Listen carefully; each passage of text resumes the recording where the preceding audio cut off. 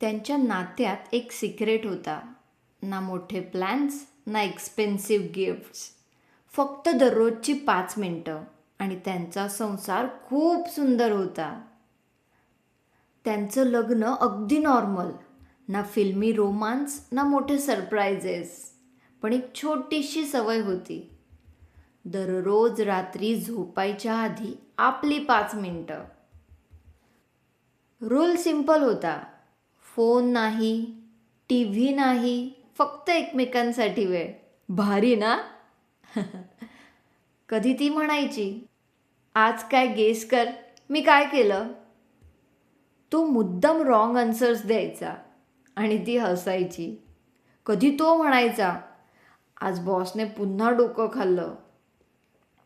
ती लगेच म्हणायची, ठीक आहे, उद्या मी येते तुझ्या ऑफिसमध्ये. त्या 5 मिनिटात कधी जोक्स, कधी कंप्लेंट्स, कधी प्लॅन्स.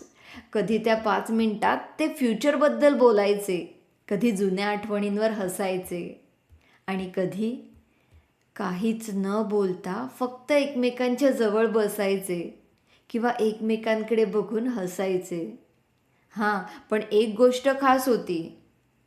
ही 5 मिनिटं ते कधीही स्किप करत नव्हते.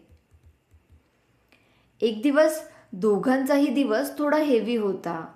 कामं, जबाबदाऱ्या, मूड ऑफ. तो थोडा लेट आला आणि म्हणाला, आज नको, खूप थकलोय. ती 2 सेकंद शांत राहिली आणि मग हसून म्हणाली, ठीक आहे, आज 5 नाही, फक्त 2 मिनिटं बसूया. तो हसला, डील. आणि मग दोघंही बसले. पहिल्या 30 सेकंदातच दोघं एकमेकांकडे बघून हसायला लागले आणि मग ते 2 मिनिटं 10 मिनिटात बदलली. कधीकधी मनातलं बोलायची गरज नसते, समोरच्याला कळतं. ती हलकेच म्हणाली, आता बरं वाटतंय.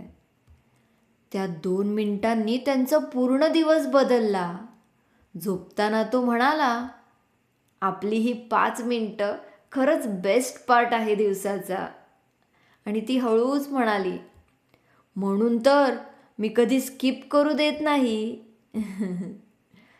नातं टिकवायला मोठा वेळ लागत नाही. दररोजची आपली 5 मिनिटं पुरेशी असतात. कथा कशी वाटली कमेंटमध्ये जरूर कळवा.